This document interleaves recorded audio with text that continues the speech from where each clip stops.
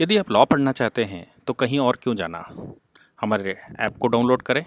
और लॉ पढ़ें। नमस्ते, सदा वत्सले मातृभूमि। मैंने पीछे सचिन पायलट और गहलोत के प्रकरण में एक एंगल से सोचने की कोशिश की थी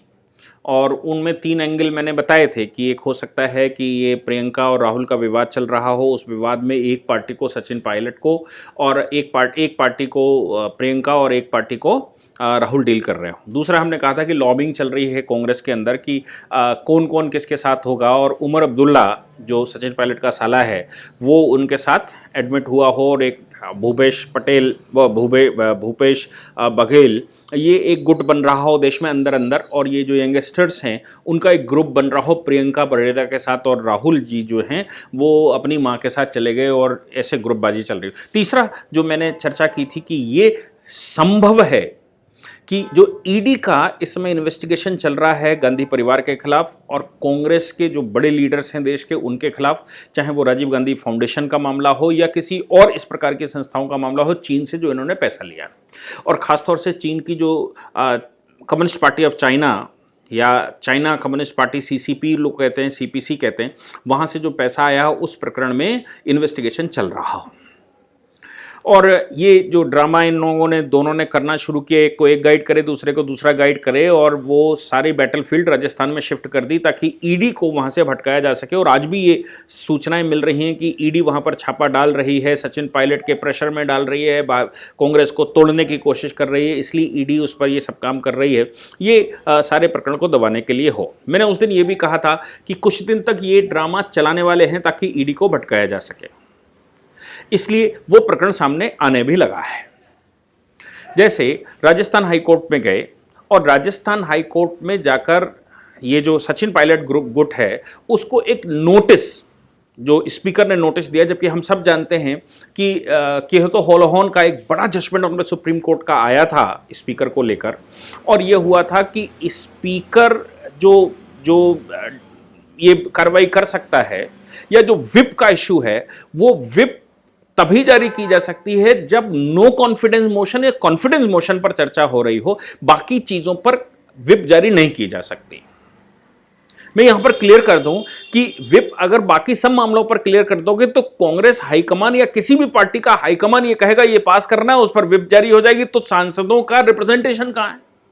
तो सुप्रीम कोर्ट ने यह कहा कि देखिए कॉन्फिडेंस और नो कॉन्फिडेंस मोशन का एक मामला ऐसा आता है जिसमें विप का कोई रोल है, बाकी अगर कोई कानून पास करना है, कुछ और डिस्कशन होना है, कुछ और पार्लियामेंट के अंदर या हाउस के अंदर होना है, असेंबली के अंदर होना है, तो उन मामलों में विप का कोई रोल नहीं है, इसलिए वहां विप नहीं जारी हो सकती, क्योंकि वहां विप जारी हो गई तो फिर कानून संसद का जो ओरिजिनल पर्पज है वही फेल हो जाएगा। तो ना ही ये कॉन्फिडेंस मोशन था, ना ही ये नो कॉन्फिडेंस मोशन था, ना ही ये हाउस के अंदर का मैटर था। मामला दोनों का बाहर बाहर चल रहा था, कांग्रेस अध्यक्ष का चल रहा था, कांग्रेस लेजिस्लेटिव पार्टी का चल रहा था। कांग्रेस लेजिस्लेटिव पार्टी में विधायक दल होता है, विधायक दलों के बीच में आपस में मनमुटाव चल रहा था। इस मनमुटाव के बीच में जो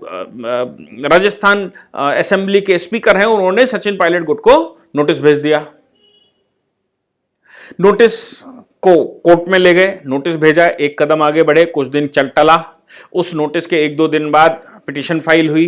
पिटीशन फाइल होने के बाद उस पर 1-2 दिन की प्लीडिंग पूरी हुई, सुनवाई हुई। सुनवाई के बाद कोर्ट ने 24 तारीख तक के लिए अपना डिसीजन सुरक्षित रखा और स्पीकर को रोक दिया कि स्पीकर अभी 24 तारीख तक कोई डिसीजन इस पर नहीं ले सकता। अभी कोई बहुत बड़ा इश्यू नहीं था, 21 तारीख की बात थी, 24 तारीख तक कोर्ट ने कह दिया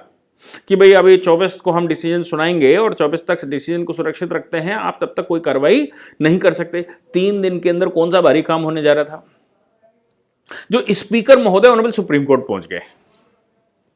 और ऑनरेबल सुप्रीम कोर्ट पहुंच गए तो मतलब क्या? सुप्रीम कोर्ट किस बात पर पहुंच गए कि स्पीकर को 24 तारीख तक के लिए हाई कोर्ट ने कोई डिसीजन लेने से रोक दिया। अब आप समझिए स्पीकर के नोटिस, स्पीकर ने जो नोटिस दिया उस नोटिस का जवाब आने का 10-20-14 दिन का टाइम दोगे। 14 दिन तो ये मानकर चलते हैं, 14 दिन का टाइम दोगे। 14 दिन के बाद वो प्रेजेंट होते हैं, नहीं होते हैं, क्या होता है, उसके बाद उनकी सुनवाई होगी, उनका आर्गुमेंट होगा, उसके बाद ही तो स्पीकर डिसाइड करेगा। 3 दिन के लिए आपको रोक दिया गया था, बाकी कार्रवाइयों के लिए रोका नहीं गया था, तो 3 दिन में आपको कौन सा बड़ा भारी कुछ हुआ जा रहा था। लेकिन उस स्पीकर की पावर को अभी 3 दिन तक इस्तेमाल न कर सकने का जो हाईकोर्ट का स्टे आया था, उस स्टे के खिलाफ ऑनरेबल सुप्रीम कोर्ट चले आए स्पीकर महोदय। उससे क्या नतीजा निकलेगा? उससे नतीजा निकलेगा कि ऑनरेबल सुप्रीम कोर्ट में आएगा, फिर सुप्रीम कोर्ट नोटिस इश्यू करेगा, पहले तो संज्ञान लेगा, फिर नोटिस इश्यू करेगा, नोटिस इश्यू करने के बाद पार्टियां बुलाएगा, पार्टियां बुलाने के बाद उनके प्लीडिंग्स पूरी होंगी, प्लीडिंग पूरी होने के बाद उनकी सुनवाई होगी और तब तक सुप्रीम कोर्ट से रिक्वेस्ट की जाए कि हाई कोर्ट को डिसीजन देने से फिलहाल रोक दिया जाए, यानी कि उस पर स्टे दे दी जाए। मतलब क्या है? मतलब हाई कोर्ट डिस्पोजल अगर 24 तारीख को कर देगा तो 24 के डिस्पोजल के बाद फिर ईडी एक्टिव हो जाएगी और मामला वहीं सॉल्व हो जाएगा। सरकार रहनी है कि गिरनी, सरकार तो बची हुई है। अब पायलट ग्रुप रहना है कि नहीं रहना है, दोनों का मिलन हो सकता है कि नहीं हो सकता है, ये सब 24 तारीख को समाप्त होने वाला था। उस 24 को समाप्त ना हो, वो लंबा कैसे खींचे, इसके लिए ऑनरेबल सुप्रीम कोर्ट में ये पिटीशन डाली गई और ऑनरेबल सुप्रीम कोर्ट को ये आग्रह किया गया कि साहब स्पीकर की जो पावर है उसको खोल दिया जाए। हम सब जानते हैं ऑनरेबल सुप्रीम कोर्ट में अगर आप आ जाएंगे तो बहुत अर्जेंट मामला नहीं है तो आपको कुछ दिन लगते हैं कोर्ट रूम में सुनवाई करने तक, क्योंकि प्लीडिंग होती है, फिर उसकी चेकिंग होती है, रजिस्ट्री चेक करेगी, डायरी नंबर दिया जाएगा, फिर उस पर एक प्रेमा फेसाई काम होगा, फिर कहीं उसके नोटिस होंगे, नोटिस के बाद पार्टियां आएंगी, पार्टियों को वो रिसीव किया जाएगा। ये सब कुछ सामान्य प्रक्रिया में चलता है, उसमें टाइम लगता है। रजिस्ट्री से चैम्बर से कोर्ट, फिर कोर्ट से नोटिस, फिर ये सब काम चलता है। तो आप मुझे बता दीजिए कि इस मामले में आपको सुप्रीम कोर्ट आने की क्या जरूरत थी? मेरा मानना बिल्कुल कंफर्म है, अब कंफर्म होता जा रहा है कि चाइना से जो कांग्रेस पार्टी के संबंध हैं, जो भारत की इस पार्टी से इस परिवार के संबंध हैं, उन परिवारों पर ईडी की जो कार्रवाई चल रही थी, उस ईडी की कार्रवाई को डिले और उसको भटकाने के उद्देश्य से ये राजस्थान का प्रकरण चल रहा है। क्योंकि पूरा विश्व इस समय, पूरा विश्व, केवल हिंदुस्तान नहीं, पूरा विश्व इस समय भारत और चीन के संबंधों पर शिफ्ट हुआ पड़ा है। और ऐसी परिस्थिति में जहां राष्ट्र एकजुट होकर केंद्र की सरकार के साथ खड़ा हो, उस समय कांग्रेस के जो स्टेटमेंट आते हैं, जैसे ऐप बंद किया, जैसे ट्रांजैक्शन वैन किए, इंपोर्ट वैन किया, तो पीछे दमरम के अंदर के उद्गार निकल पड़े और उन्होंने कहा ये ऐप बंद करने से क्या होगा, ट्रेड खत्म करने से क्या होगा। पूरा विश्व उपाय ढूंढ रहा है कि चीन को कैसे बैन किया जाए। अमेरिका ने अपने कॉन्सुलेट से उनको 72 घंटे का समय देकर यह कहा कि आप अमेरिका छोड़कर चले जाएं। अमेरिका ने अपने युद्धपोत भेज दिए। साउथ चाइना सी में वॉर की पोजीशन बनी हुई है। हिंदुस्तान के गलवान घाटी पर दोनों तरफ से फौजें, तोपें लगी हुई हैं, दोनों की एयरफोर्स लगी हुई है, नेवल एक्सरसाइजेज चल रही हैं। केवल एक सुरसुरिया या एक बम छूटना बाकी है, एक गोली चलना बाकी है, इतने में युद्ध हो जाएगा। ऐसी परिस्थिति में कांग्रेस के ये चरित्र को सामने आना और कांग्रेस का चीन को सपोर्ट करना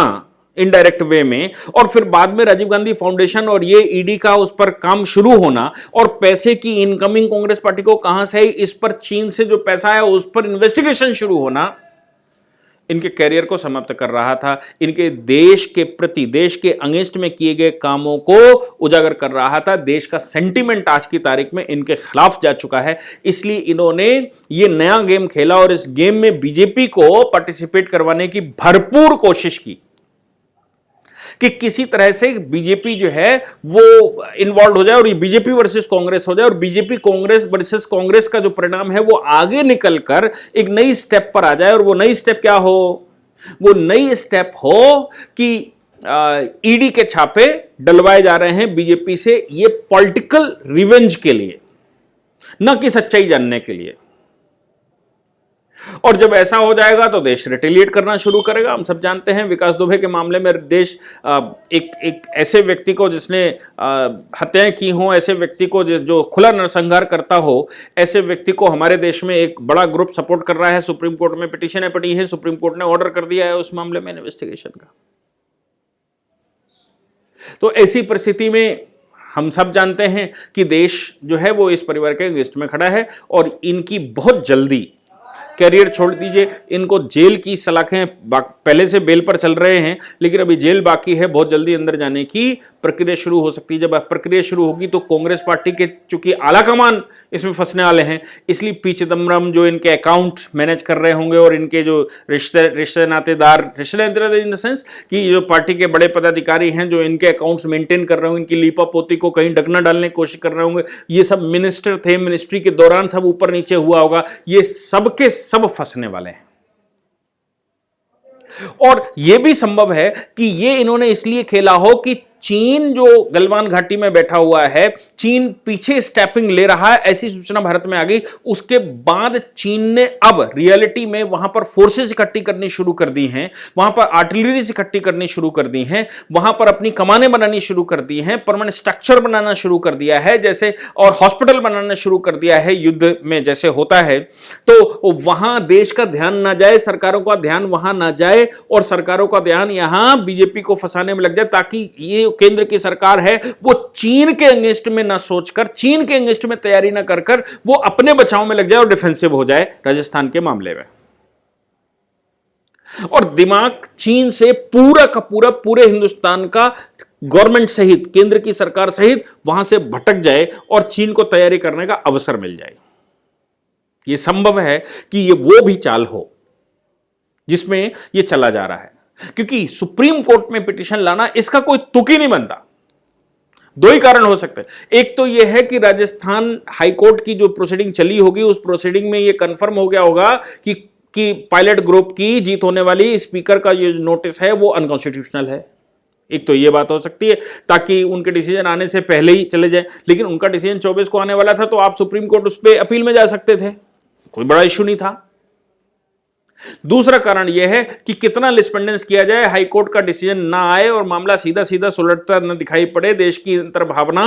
कंफ्यूज रहे और कंफ्यूज रहते हुए हम इनको यहां पर ले आए ताकि देश में एक कैओटिक सिचुएशन बनी रहे और देश सफर करे और देश का पूरा कंसंट्रेशन इनकी तरफ बन जाए और देश यहां उलझ जाए, पॉलिटिकल पार्टी केंद्र की सरकार सहित यहां पर उलझ जाए। और जब ये इधर उलझ जाएंगे तो चीन से जो हमारे संबंध हैं उन संबंधों पर ईडी का काम भी रुक जाएगा और चीन जो वहां तैयारी कर रहा है भारत के खिलाफ, वो तैयारी से भी दिमाग हट जाए। यह संभव है कि यह गेम चल रहा हो। Thank you. पूरी ऑर्गेनाइजेशन को चलाने के लिए आप नीचे डिस्क्रिप्शन से हमारे ऐप को डाउनलोड कर सकते हैं, जिससे कि लॉ स्टूडेंट्स को, लॉयर्स को और आम आदमी जो लॉ जानना चाहता है वो भी क्लासेस का लाभ ले सकता है।